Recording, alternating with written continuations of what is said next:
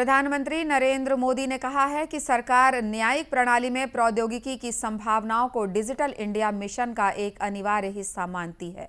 उन्होंने कहा कि देश में ई कोर्ट परियोजना को मिशन के रूप में लागू किया जा रहा है।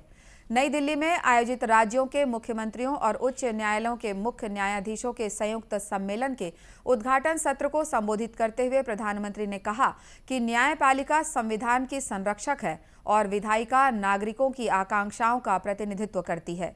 उन्होंने कहा कि इन दो संवैधानिक संस्थाओं का संतुलन देश में प्रभावी और समयबद्ध न्यायिक व्यवस्था का रोड मैप तैयार करेगा।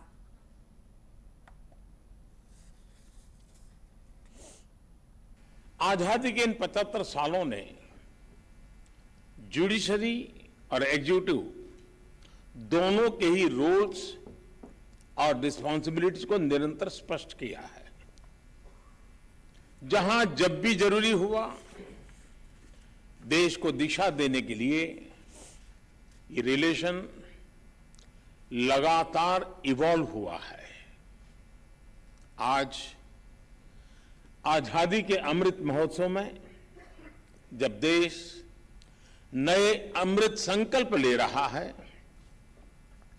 नए सपने देख रहा है, तो हमें भी भविष्य की तरफ देखना होगा।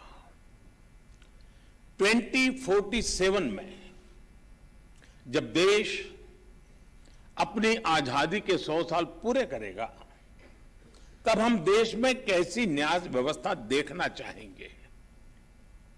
हम किस तरह अपने जुडिशियल सिस्टम को इतना समर्थ बनाएं कि वो 2047 के भारत की आकांक्षाओं को पूरा कर सके, उन पर खरा उतर सके।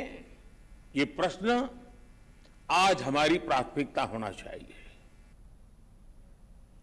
ये सम्मेलन सहज और सुविधाजनक तरीके से न्याय उपलब्ध कराने की व्यवस्था विकसित करने और न्याय प्रणाली के समक्ष उत्पन्न चुनौतियों पर काबू पाने के आवश्यक उपायों पर विचार विमर्श का एक अवसर है।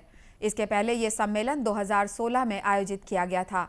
सरकार ने ई कोर्ट मिशन मोड प्रोजेक्ट के तहत व्यवस्था को बेहतर बनाने और न्यायिक प्रक्रियाओं को डिजिटल तकनीक से जोड़ने के कई उपाय किए। सम्मेलन में देश के प्रधान न्यायाधीश एन.वी. रमणा, विधि और न्याय मंत्री किरेन रिजिजू, छत्तीसगढ़ के मुख्यमंत्री भूपेश बघेल सहित कई राज्यों और केंद्र शासित प्रदेशों के मुख्यमंत्री मौजूद थे।